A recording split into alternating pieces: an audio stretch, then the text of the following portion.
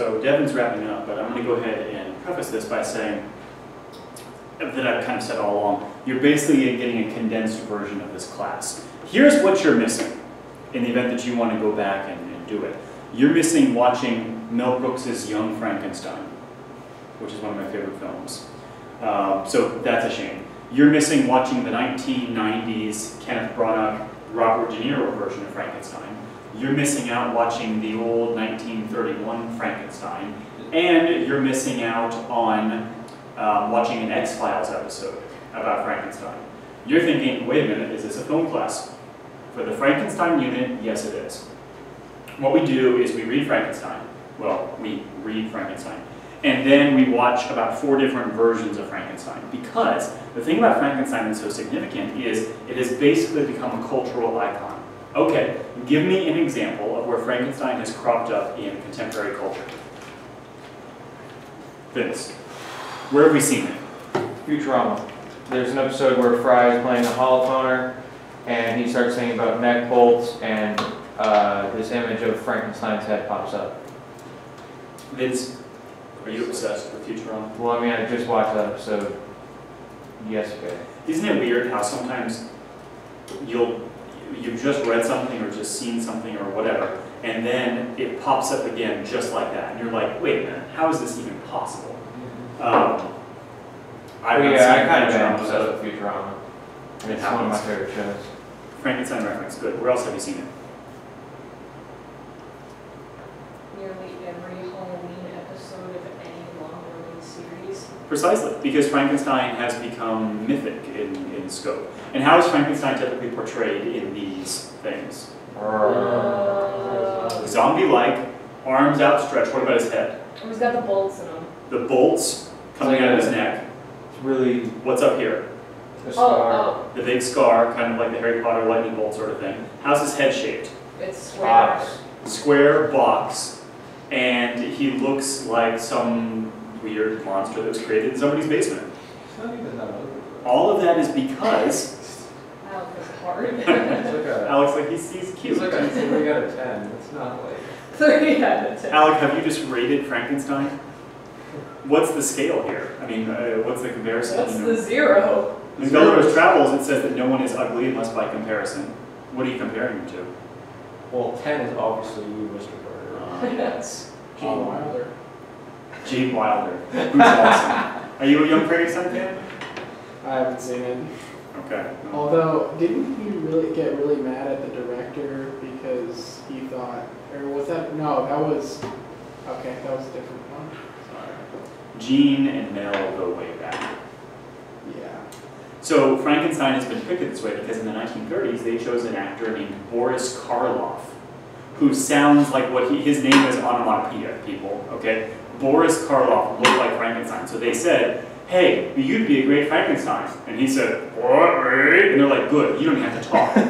All you have to do is walk around like this. And he said, and so perfect, right? And now that became our image of Frankenstein. We also have included other things into the Frankenstein story and myth, including what epic, mythical sidekick lab assistant? Igor. You do not meet you do not meet Igor in the story of Frankenstein. He is not there, and it's unfortunate because we go to read it in today's society and we're like, where's the weird, hunchbacked assistant guy with the weird eyes? He's not in there. In Young Frankenstein, he pronounces his name Igor to sound a little bit more pretentious. So it goes. The fact is this: not only have we taken the myth and made it part of our everyday culture, we have added to the myth. What else have we added to the myth that may not have been in the original? The bride got finished. Yes, yeah, exactly. That's because in the late 1930s, a sequel came out called Bride of Frankenstein. And then all of a sudden it's like, oh my gosh, there's this whole culture wherein Frankenstein has a wife. What's the other big thing that I keep saying? Probably the largest misconception with regard to Frankenstein's The fact that Frankenstein is actually His name. It's actually the doctor. So when we say an image of Frankenstein popped up, we associate Frankenstein with the monster because pop culture for so long has done that. However, the actual person in the story is named Frankenstein is Victor Frankenstein, the doctor. So there's that has changed. Anything else about Frankenstein?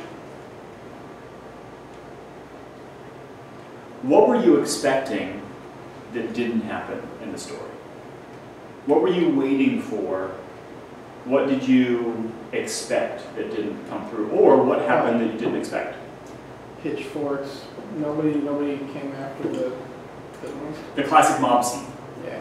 Frankenstein is the birth of the mob, which is, there's the monster. Monster? What? Hey, kill, blood, fire, brr. Angry villagers grabbing all sorts of, yard farm utensils, running up a hill with torches toward a castle where there's some creature at the top they want to burn, smoke out, and then kill.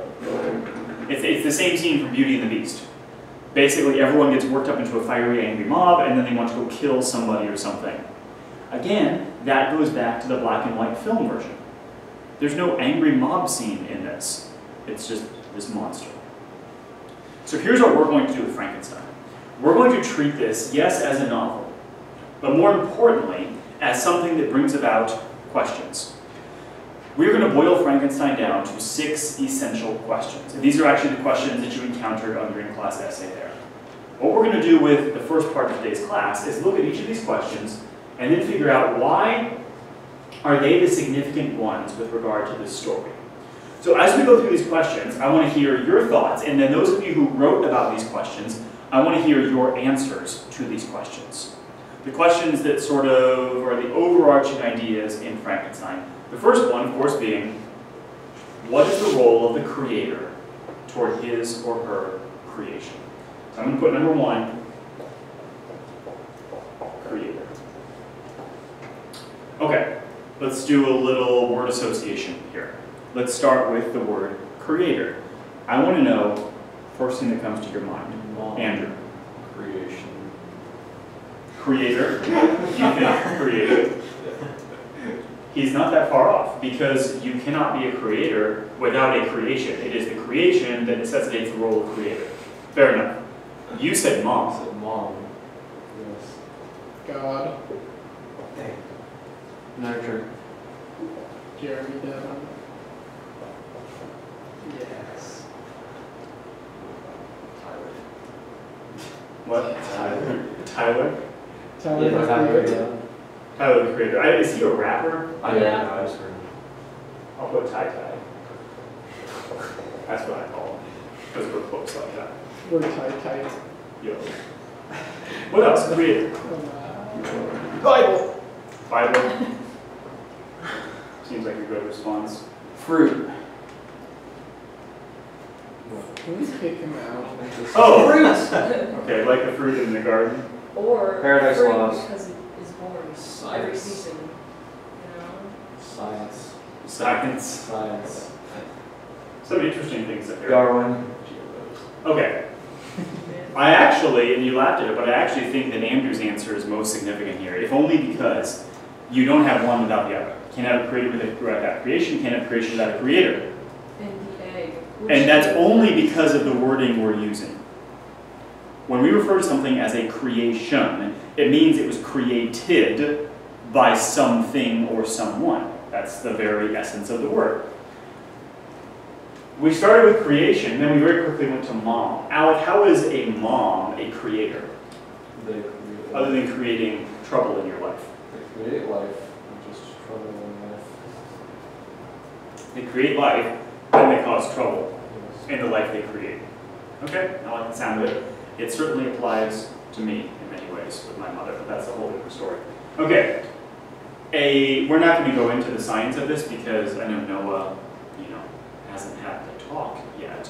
But when you, How do you know that? I know you haven't had it. Oh, See? Okay. We all did. Okay, you know what? Carter needs to talk about his puns. It's like an intervention here. Oh, When a mommy well, and I daddy. don't. Boo. Just getting more Oh. painful. Hang on, I'll do on Andrew. And rue the day. What? That's terrible. And That's my terrible. puns It's getting worse. So bad. are quicker. Try Jeremy. Yeah, just Jeremy. Yeah. Sweet and Okay. simple. The point is this, from what I understand, two human beings, assuming that there are the necessary components, parts, you literally have junk, as they call it. Who's Don't they? forget in vitro. In vitro, yes. Okay, the point is this. Creation can happen whenever something new is brought about. Something new comes about, you have a creation. You have a creator, you have a creation, something stemming from the other. So here's the question at the center of all of this. First of all, does the creator have any sort of obligation, role, rule, requirement, anything over the created? Now think about how broad this question is. We're talking about parents over children. We're talking about a God over a creation. We're talking about, say, a student over a paper. We're talking about anyone who has brought something into existence that previously was not into existence. What sort of responsibility does that person have over the created thing? What do you think, Vince? They have to be the nurturer to that creation. They have to be the nurturer. Why? Because it's their responsibility to take care, as a creator, it's their responsibility to take care of their creation. Since they're the one that brought it into the world, they should be the one that has to take care of it. What if the person did not have a choice about bringing it into the world? Tough luck. So you still gotta take care of it. So tough, basically, if you are a creator, you have a responsibility to nurture your creation. Yes. Agree, disagree, what do you think? Disagree. You said you agree? Why?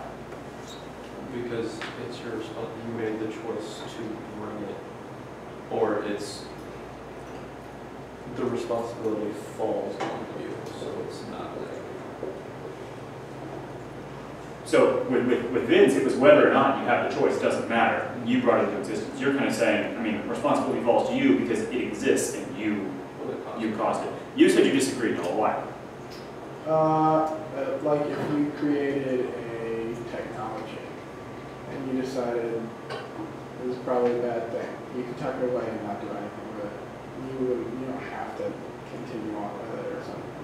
How might we relate that to the creation of, say, the atom bomb? When they created it, they could have decided, hey, this is a really bad idea. We should probably hide this from people and then not continue to make it worse. Okay.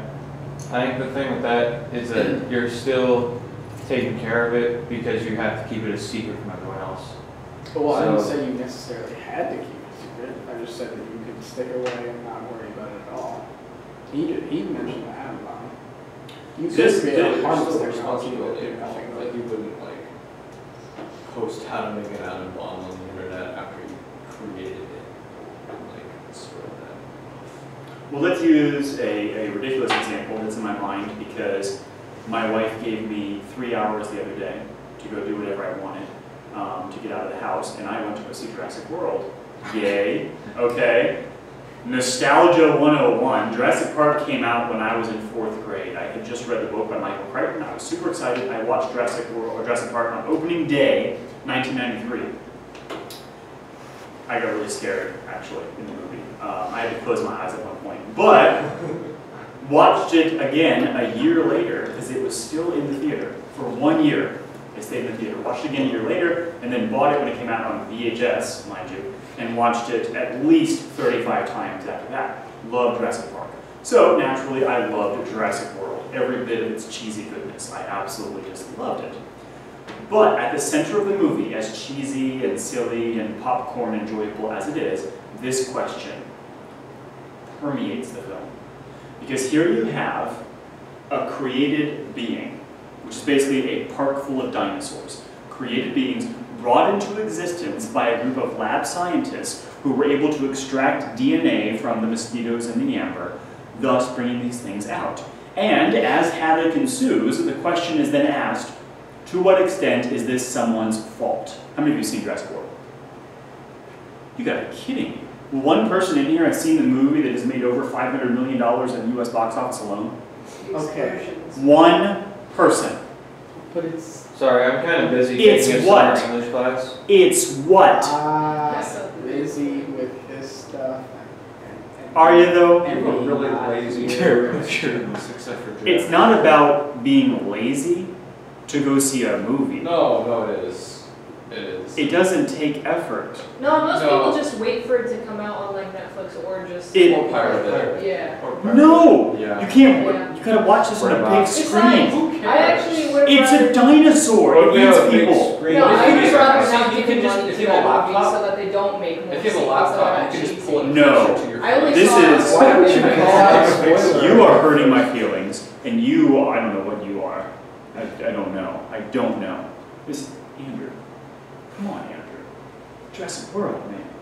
You know what your problem is? Y'all weren't even alive when the first one came out. So you're like the kids in the movie who don't even respect the dinosaurs. The kids riding little triceratops at the little park, you'd be like, yeah, big whoop, it's dinosaurs. No, it's a big deal, people. Man. It would be a big And when deal that if there were T-Rex real dinosaurs. At the end, I'm like, what? It's the same T-Rex from the 1993 movie.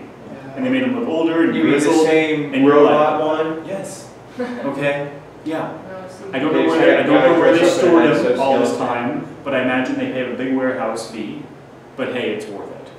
You know what? I'm not gonna stop talking about it because y'all Did they re-release don't Jurassic Park? deserve Oh.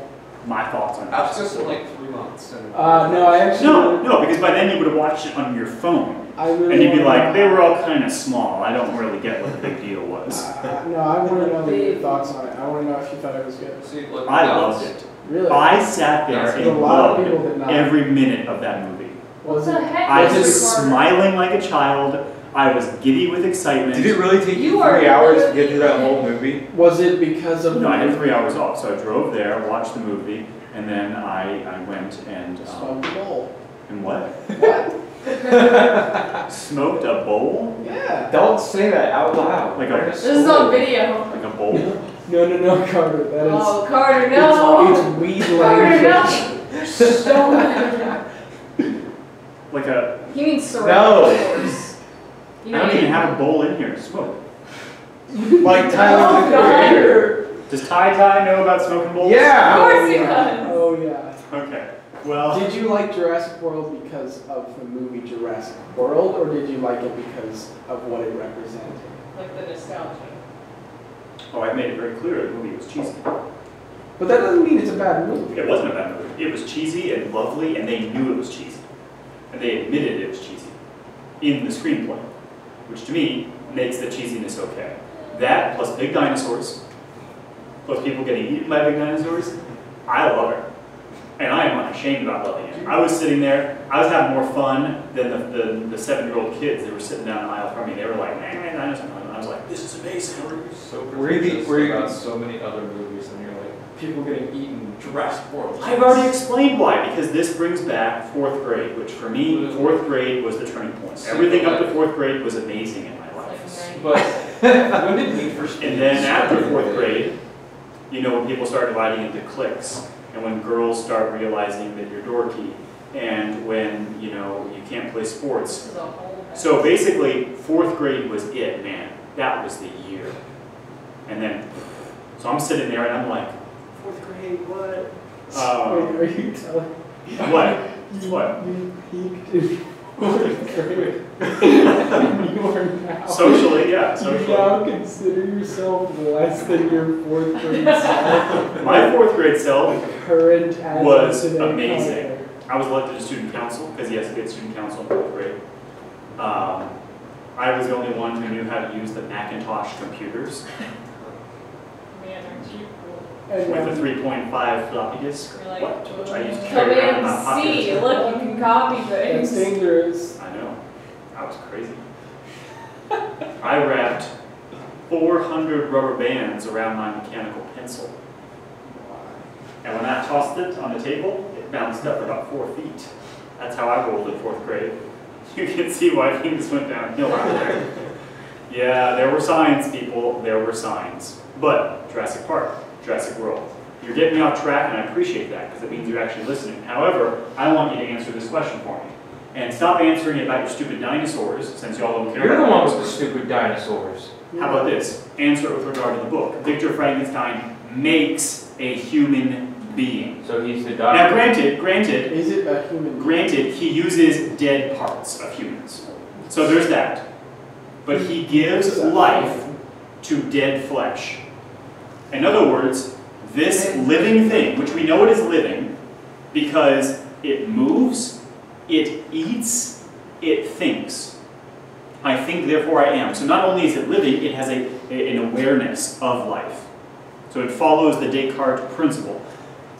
This thing was not in existence before Victor Frankenstein came along. Victor Frankenstein uses his knowledge of the dark secret arts to create this thing. The question then remains, what responsibility does he have toward this thing? I place that in your side for your answer. Oh, what do you think? His responsibility toward the monster. I believe he has a responsibility to either murder it or to nurture it. Dang. Okay. Wait, to murder it or what? To nurture it. Is that the choice that every creator has? Or to give it to someone else for their To somehow somehow pass off. take care of it to prevent the possibility of Well, let me just get it straight. Let me get it Doesn't straight. really want to tell. danger. Option 1 is to murder, which you said first, that's why I'm putting it first. Option 2 is to nurture, so you've got the extremes. It's like, do I cuddle it or kill it? That's a decision every Listen, he doesn't want to nurture it, so you know what? He has to kill Hey, it. you know what? You know what? Let's go on with the third option that Alec brought out, and you didn't even mention, which was give it away to someone else to nurture. Okay. Give away I feel like that's not an option. for nurture. But think Adoption. Okay, now I realize you're talking specifically about Frankenstein because I asked you specifically about Frankenstein, but this question, because it is so large and all-encompassing, is using Frankenstein as a microcosm of the larger question of creator. And your response is he either has to abolish the creation or nurture the creation. What does he do? None. Neither. He creates and then runs. I mean, this is worse than any of these three things. How is this worse than destroying the creation? He makes It's it not just suffer. torturing the creature. Suffer. What he does brings about suffering for that which he created. He creates a being and then puts that being in a situation where there is no option but to suffer. So from a moral, from an ethical perspective, you could argue that Victor Frankenstein is obviously not making the right decision, but it still goes back to the point of what should he have done? And that is the question I give to you now. What should he have done in this scenario? What do you think, Jeremy? What should he have done? I don't think murder is quite an option, but I think What? it gave it life. You should treat it like a child and nurture it, teach it how to become a functioning part of society. How would he get past the repulsive nature of the child? The child is utterly repulsive to him. That's how Love. babies You are. could put it in. Love, it's the You power of could- love. You could put it in a refrigerator. I bet Elizabeth could have done it. Elizabeth probably could have. To answer your question, Noah, I didn't ask a question. to answer your statement, Noah, from an evolutionary perspective, babies are genetically designed to be inherently cute, simply so that the species can continue. Because if they were not cute, there would be absolutely no reason for the beings to take care of them. Because if you think about it, babies require a lot of time, a lot of sacrifice, a lot of food, a lot of energy. And for a species to continue, that's a big commitment that someone has to make. And genetic design has failed us because babies are disgusting and weird. Actually, Yes. the instinct to, when you see something cute and like squeeze it, is actually an instinct to kill because there's no biological way to sate your desire for cuteness, and so you're prone to killing it so that you stop having to feel its cuteness.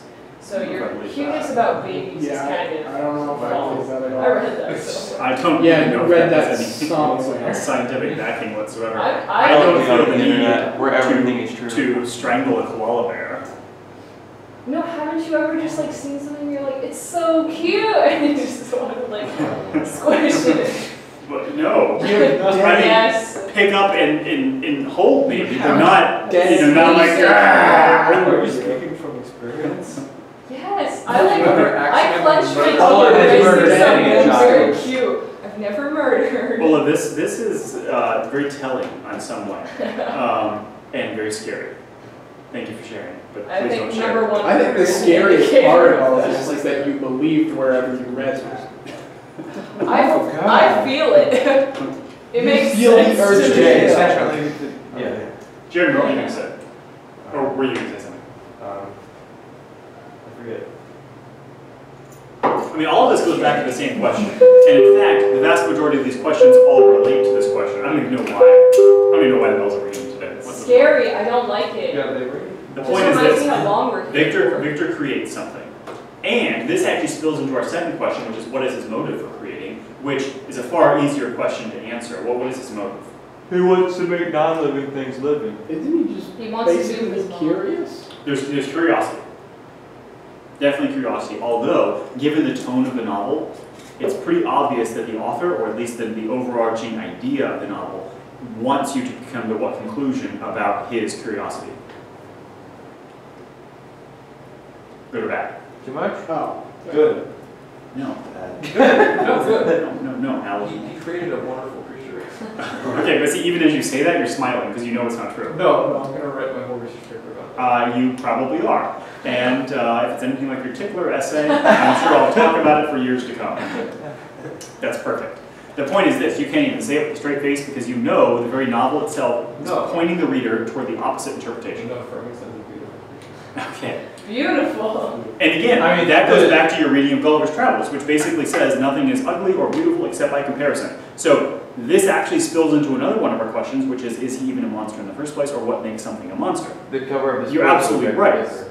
However, Yeah, this is there's a whole other side to this. a very attractive monster. And I would argue to Maybe you, that's Alec, Frankenstein. to come to the conclusion that you did is a deliberate misreading of the entire Robert Walton narration. Okay? Yeah. How so? Think about Robert Walton. Who is he? He's a Do captain. you know who Robert Walton is? Okay, yeah, so there's that. He was Who is he? Captain. Captain of what? North Pole ship in The North Pole ship in the beginning who found what person? Victor. Who found Victor. And by the way, why was Robert Walton in the first place journeying to the North Pole? For Find Santa. thingies. He wanted to what? Find Santa. No, he didn't want to find Santa. Was it? Going to Russia. Yeah, yeah. Probably Or for leaving some Russia, trading. one of the two. Most likely he knew he wasn't going to survive the trip, but what did he want? Russians. No. Money. Glory in the knowledge of discovery. He wanted to be someone pursuing that dangerous, forbidden fruit, which is why there are so many references to Paradise Lost throughout Frankenstein. In fact, you could interpret Frankenstein from the perspective of Paradise Lost. You don't have to necessarily, because the very subtitle of Frankenstein points you in a different direction. Anyone know the subtitle? The modern Prometheus. There it is. Can you give a quick run through of Prometheus? We will. Hold Prometheus was a god. He was in charge. on. Not God. Or demigod or whatever. Not Yeah, God. Titan. Titan. Titan, yeah. And he was in charge with his brother of creating living beings, and then he sees the humans who are suffering and toiling, and he's like, oh, I helped make these, and so he gives them fire, but then Zeus is all like, how dare you allow them to not suffer and toil, and so then he Yes. ties him to like some kind of rock or cliff or whatever, and then the eagle picks at his like liver every day. Every day, and then it goes back. Wait, then what was the point of the movie? Okay, I'll explain that. I will say this though, Prometheus is one of the most beautiful stories in all of Greek mythology. It is entirely beautiful because number one, it explains our existence. Now, it doesn't explain it in the most inspirational way, but it gives reason to our existence. And number two, it shows an innocent person, a martyr, suffering for a cause because of an unjust tyrant. You've got Prometheus, who feels that he has a responsibility toward humans because he created them.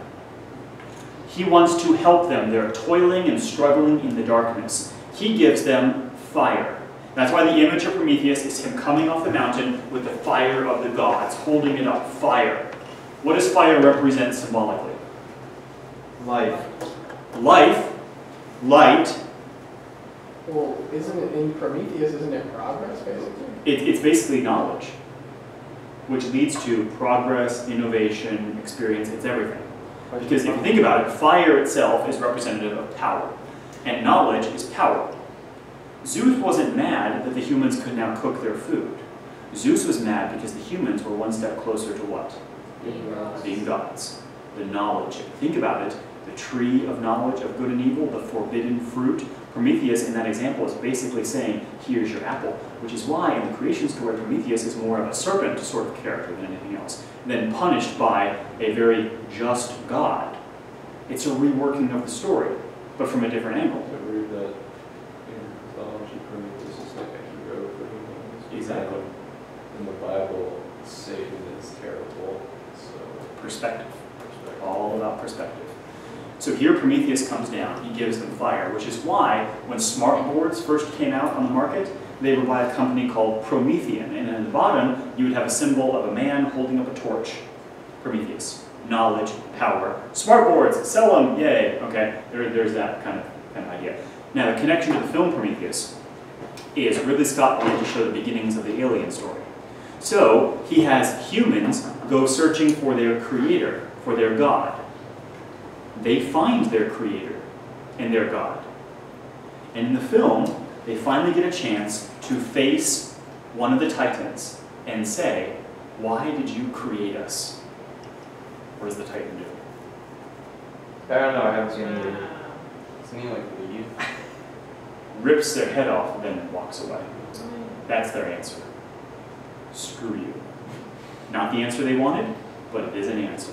It's a great film. You should watch it. Totally sets out the entire series. The point is this. Prometheus is punished by Zeus. Now, you didn't get a chance to do this because you missed it. I don't know if I have it here. The current, here it is over here. The current incoming juniors who were in 10BT last year read Prometheus Bound. This is the Greek tragedy play that takes place immediately after Prometheus is punished. It is an absolutely beautiful play. It's by Aeschylus, who was the forerunner to Sophocles. And in the play, Prometheus is being chained to the rock. And Zeus basically says, if you ask for forgiveness, I will release you from the rock. And Prometheus says, I do not ask for forgiveness from a tyrant. Thank you very much. Do your worst. Boom. It's awesome and beautiful and poetic. Prometheus is pretty cool. So he gives us fire. Now, here's the question. Mary Shelley, in writing this book, gives it the subtitle, Frankenstein or the Modern Prometheus. Connection. Explain.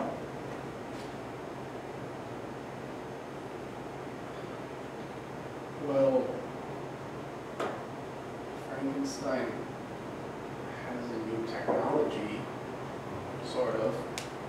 Okay, Victor Frankenstein. Doesn't choose to bring it to people. Think in broader terms. Frankenstein suffers because he created something that has knowledge, and then in turn he didn't take care of it and it torments him. Okay, so there is that torment. There's also a slightly different perspective as well. So Frankenstein gives life to something much like Prometheus did. And you're right, he doesn't really do much for it or whatever. But we're given the subtitle, The Modern Prometheus. What, therefore, is the modern predicament for the created beings? What does their creator do? Abandons them. The created beings are abandoned by their creator in our modern predicament. As they say, modernity has killed the idea of a god. And in doing so, we're left in this kind of predicament. Imagine if your creator, your giver of life, was not your mother and father, or, in your case, maybe you're not close to your parents or whatever, but at least there's some sort of visual representation of who brought you life. Imagine if that person looked you in the eye and said, I never should have given you life.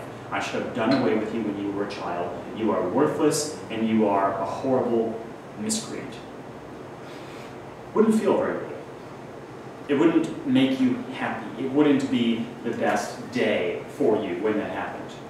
The monster lives his entire life void of contact, void of love, void of anything. And remember, he is basically a baby, a newborn baby who has to figure things out for himself. As a result, this question becomes even more significant. Now, there are other questions in here, and this actually goes into our next one. In this search of companionship, should Victor have created a mate for the monster? What do you think? Should he have done it? Well, before you answer that, tell me this. Pros and cons. Creates a mate for the monster. Pro. Who's got one? He might leave Frankenstein alone. Yes. That's a very selfish motive, but it's a motive nonetheless. Maybe he will leave. That would be nice. Monster might be happy. There might be happiness. That's not really Victor's motive, but it's a motive for the monster, and it should be Victor's motive since it's his child. Happiness. I would call him. Not yet, man. Calm down, man. Give me another pro.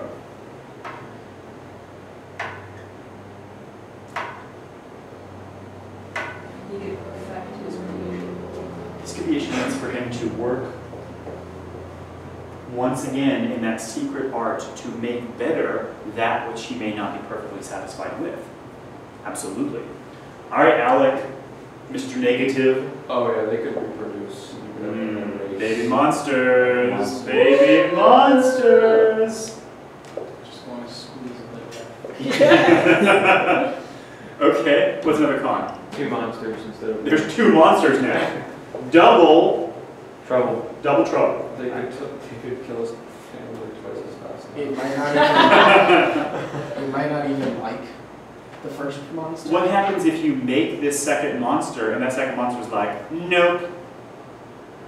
That's going to make the first monster even more upset. He's going to be rejected not only by every other human creation, but by the very creation made for him. They might believe if they're a monster. The biggest one yet.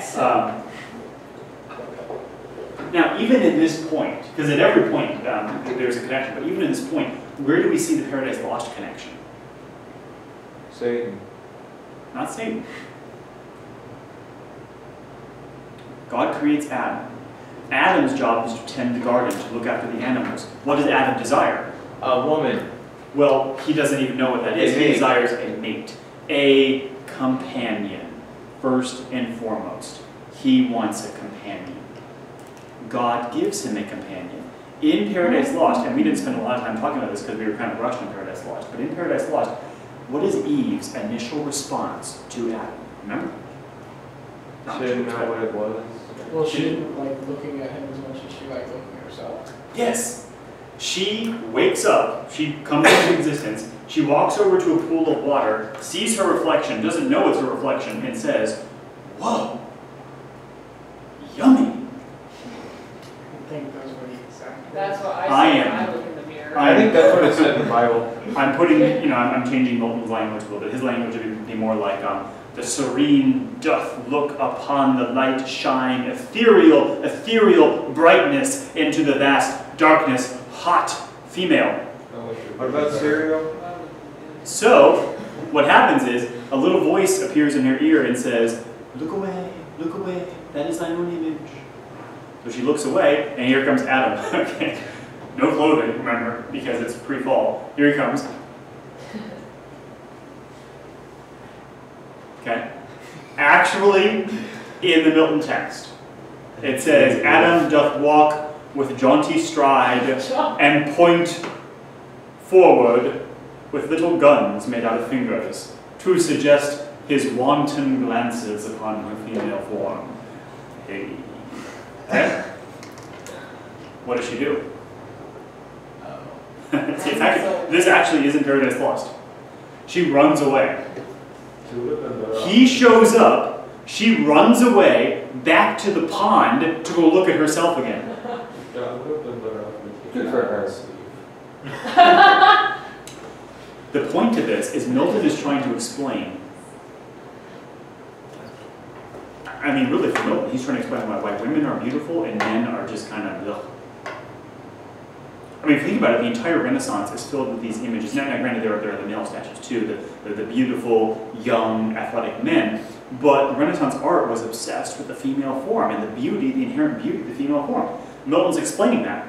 And in this explanation, he basically says, you know, the female, this is incredibly sexist on some level, but his explanation is the female was created to be physically pleasing to the man's eye, and the man was not created to be physically pleasing to anybody's eye. He was created for, you know, for labor, for, you know, the menial tasks in the garden and whatnot. So Adam has to go up to Eve and say, God made you for me. You're supposed to be with me. That's your own image. I'm the one you're supposed to be with. And throughout Paradise Lost, Adam is always saying things about her beautiful looks, and she only talks about his manly grace. Never once about his physical form. So, with that being said, you have a creator who creates something. That something wants companionship, so the creator makes a companion for that person. And the companion is sort of forced to be with that person because of the circumstances. Now, here's where this gets even more interesting. It goes back to our question of should Victor have done this? Which, show of hands, how many of you say he should have made a mate for the monster? How many say he shouldn't? 2, 2, and then 2 no. So we're divided. We're divided 50-50 on this question. Should he have done it? In our creation story, which Paradise Lost, or which Frankenstein is basically based on, God does it. Does it work out well? Well, that's kind of up for question. But here's where this becomes even more interesting. The monster, when he's rejected by his creator, goes on a journey of self-discovery, learns about humanity, learns language, learns all these things, and then reads Paradise Lost. Who does he identify with? Satan. Why? Because Satan got hated by everyone in heaven. Yes. And what was he? Just like Adam. What was it? A man.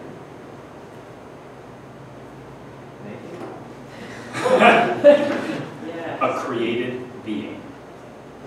In other words, he reads Paradise Lost and he thinks, here's Adam, created being. I am not Adam. Why not? Because Adam isn't hated.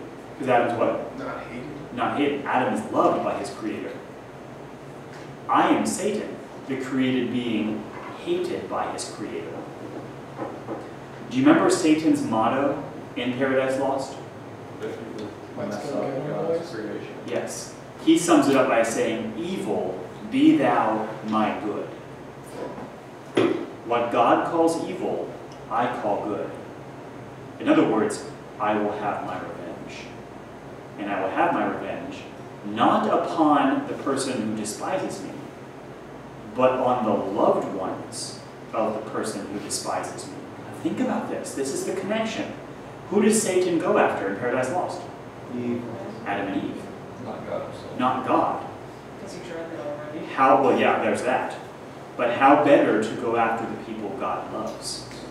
What does the monster do? Because that's your family. His younger brother, his friend, his wife, indirectly his father. Kills off all the people that Victor loves, all because Victor does not love him.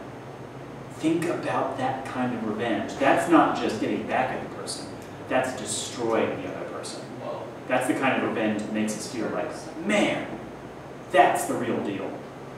So this goes on to one of our other questions, which is revenge justified? Was the monster justified in doing this? What do you think? so it depends. Depends on what? I feel like using other people's means to get revenge on one person is not justified. Because even though he was condemned to like a life of misery and essentially torture,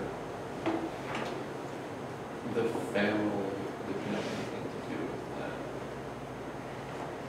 So it's unjustified if innocent people. So it's unjustified, yeah, and bring innocent parties. Well, give me an example of a time when you think it would be justified. If it was a one-on-one. So like, He's like you, me, Victor, yes. no gloves, Yes. just sharpened sticks. Okay. I think it would be justified if Victor had realized how much pain he caused the monster and like actually saw all the damage he did to his creation. As opposed to this where you just kind of let the monster walk around on its own, not really seeing anything that it did. I mean, Victor is tormented the entire time of his creation. Should he have destroyed it?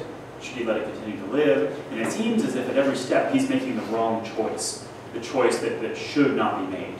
And his choices directly lead this creation to being deemed a monster.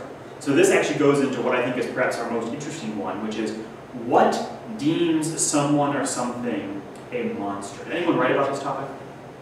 Jeremy, give us the rundown of what you said. What makes something a monster? Pretty much said appearance, because at the start the monster is pretty benevolent. He wants to help people out, and he even saved the daughter from drowning, the little girl. But because of appearance, the guy still shot him. And because of his appearance, you couldn't really get to know the family that he lived next to, except for DeLacy, The blind man guy who couldn't see. So he didn't know his appearance, so he wasn't a monster. Except for things like serial killers, mass murderers, Hitler. People would say that they're a monster, even though like on the outside they look perfectly normal. So this is our, our second component. Jeremy says, first of all, it's appearance.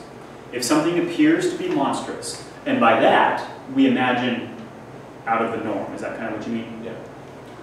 Alec brings up the question of what if someone looks normal but is inwardly a monster? How then is that person judged a monster? And they realize the consequences of the actions. Their Because actions. at the time, they didn't know Hitler was a bad person. All the German study was all bad. So the actions and then the consequences, future consequences, all those sorts of things. So appearance on this level, actions over here. Isn't it interesting, though, that with the appearance point, someone can turn into a monster because of the perception of being a monster? Think about how that might connect to society, and if you've seen it, think about a pivotal Twilight Zone episode that I'll briefly explain to you. The episode begins with a woman whose entire face is wrapped in gauze. The doctors are looking over her with a bright light, but you never see the doctors' faces. And they're constantly saying, I think this time it worked. I think this time it worked. I think we got your face looking normal. The episode culminates with them removing the gauze. And under the gauze is a beautiful woman. Beautiful woman. She opens her eyes, and the doctors hold up a mirror. She sees her reflection, and she screams. The camera pans out, and all of the doctors look hideous and deformed and nasty. But she's beautiful. However, she screams because she perceives herself as a monster. Why? It's relative. She's different. It's all relative. She doesn't look like everyone else. She looks deformed and nasty compared to them because it's different. So it reminds us that despite how relative beauty is, its significance comes from derivation from the norm, and how significant that is. Now, I posed this question to classes in the past, I'll pose it to you as well. Suppose a scenario where you're here at CHCA, and a student comes to CHCA who is deformed in a very obvious way. Elephantitis or something like that, where the head is grotesquely enlarged and misshaped. Walk me through what happens. This person enrolls at CHCA as a sophomore. You're seniors. Walk me through the first few weeks of school. What happens? People talk about them. Okay, and we're talking like quick. There's quick communication.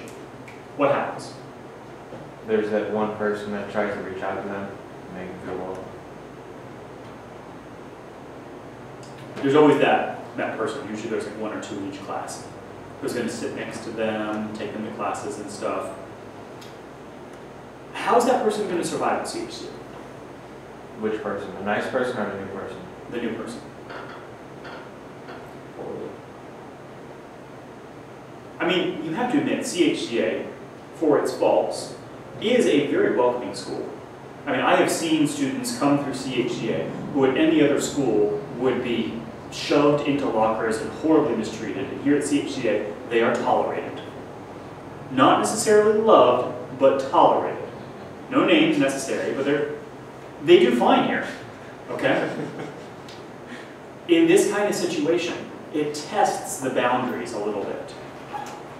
But it would kind of make you think, how would that person survive? Yes, the person might be, talked to or whatnot, but would that person be invited to a party at your house? Would that person, what happens at sporting events where there are other schools and other teams, and then there's that person wearing the CHCA shirt and whatnot, and, oh, you're the school where that one thing goes, or whatever. What happens when all of a sudden an equation or something, some variable enters that's different than everyone else to that scenario? What makes something a monster? First of all, appearance. Second of all, actions. I think we would all agree that the actions component is a justifiable statement of monster. In other words, if someone does monstrous things to other people, that person is a monster. What about the appearance then? In other words, is that fair? Is that right? Will that ever change? Can it change? How would it change? What do you think about that? Noah, what do you think?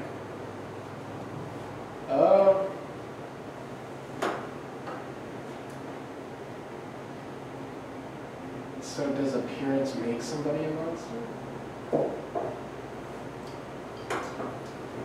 Yes. And then all the ramifications of that. Well, I don't think appearance makes somebody a monster, but in this book it does.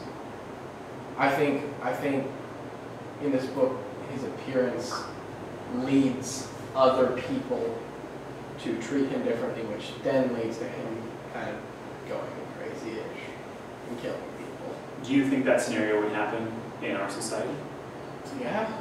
If somebody was so fully rejected by everyone that they encounter so immediately and harshly, it depends on the person. They would either become suicidal or homicidal, probably one of the two. I think a lot of people that commit school shootings at that home. No, most of them are like mentally unstable. Not, But then that coupled with being ostracized. Due to their mental instability, they are cast out and made feel like they don't belong or that they're completely different and almost inhuman. And so then they I mean, it's definitely a tough question. And this is the question that's really at the center of the modern versions of Frankenstein. One of the things that I like doing is showing this X-Files episode that I mentioned earlier. And the episode follows the story of Frankenstein, but the difference is there's a young boy in the village with a very, very deformed features. I mean, his head just looks like the weird alien kind of nasty thing. Very deformed. And as a result, everyone in the village is terrified of this creature who only comes out at night and no one's actually really seen until the end when they discover it's just a boy who's been living in this barn being taken care of by an old farmer because he was too embarrassed to go out. In the end, they discover that he wasn't a monster at all.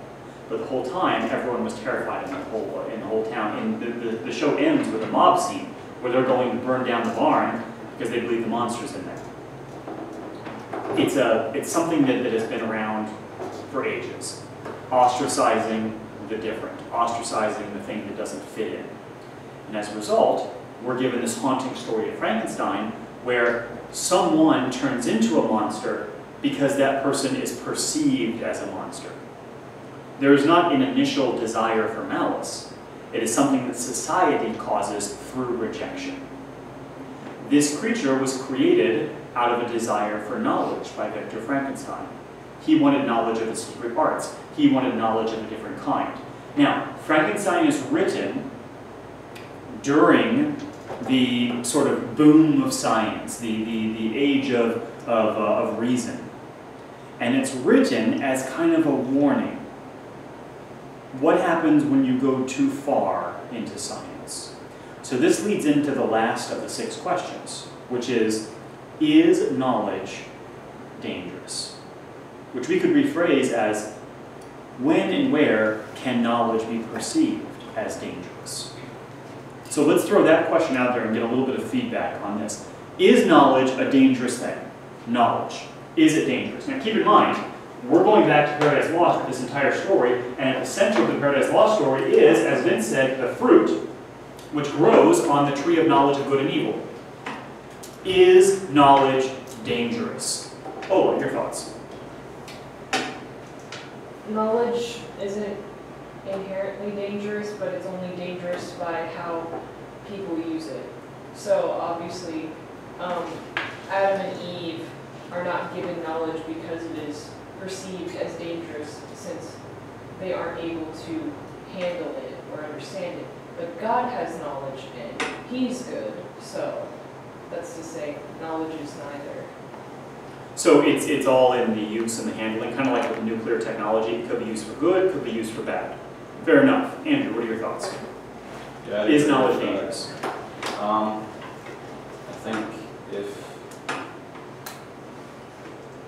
think if it's like too hard to handle, like if it can be abused, I think it's potentially dangerous. But I mean, if it's like knowledge that you can't really abuse, I wouldn't really call it dangerous.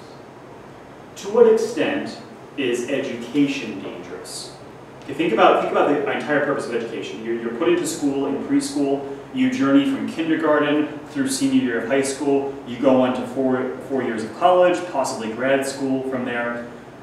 That education, at its core, is designed to do what? Prepare you for joining the capitalist system. I love it. I'm glad we got that answer on film. It's designed precisely for that, to help you enter the world, enter the labor force, enter the working world, enter adulthood on that level. To what extent along the way do you encounter knowledge that could be potentially dangerous? Never. What do you think, Jeremy? Chemistry. Chemistry? Yes. You know, look at the very essence of the show Breaking Bad. Look at the very essence of it. You take a science teacher who uses his knowledge of education, his skill set, to create the perfect meth. And as a result, become the perfect drug king. And as a result, spiral into the various circles of Dante's hell until finally everything that he's built has unraveled. On some level, you could say that that knowledge is a dangerous thing. But at the same time, it's that knowledge that he's passing on to students in the form of education, chemistry classes, and science. So this might go back to the question of it depends on how you use it and who uses it. Give me another example of where knowledge could be a dangerous thing. But let's think about this though. The meth that he was making was actually like a good thing though, because like as opposed to dirtier, less healthy versions of meth. Less healthy meth. Oh, I'm taking meth for the health benefits. For the community. Yes, and as we saw in the show, it benefited the community greatly. I mean, it just it did a wonderful thing for the economy in the community. Oh yeah, they should legalize. And not just his community, but the world. And once it began to be exported to Europe and various places, I mean, basically, he was helping the health of humans around the world. Of meth heads. Yeah. Imagine if he had donated all that money to rehab centers. Yes, it would have been circular in some nature. Get addicted, get rehab, get addicted again, get rehab. And the money just keeps funneling and various things. I think that would have been a much more interesting show than the beautiful creation that we actually had of the perfect television show in terms of scope of story and acting. Nonetheless, these are the essential questions for Frankenstein. And when we take these essential questions and put them together, we have more than just a novel here. So remember from last Thursday, our novel is our collection of characters, plot, theme, setting, all that jazz put together. Frankenstein is that, but bundled up with all of these questions. Note that even though the novel gives you a very specific tone and tries to answer some of these, it leaves the larger ones unanswered, which is why they are essential questions. You come to it from your own perspective, your own culture, your own reading. You read it with your own perceived set of values, and maybe they change, maybe they develop in the reading, but nonetheless, it ends with you probably coming down on one side or another of these, which is hopefully clear from your essays. I have a reading quiz for you. You can take it now, or you can take it after a break. Is it on Frankenstein or? Frankenstein. Now, It's a break. Show of hands, how many of you need a break first before the quiz? Wait, I'll abstain. That's a 0. I'll tell you what, here's what we'll do. Let's take a 2 or 3 minute break now, then reading quiz, and then a longer break. All right, so just quick 2 or 3 minute break. Use the bathroom if you need to, get up, stretch, and I'll give you a reading quiz.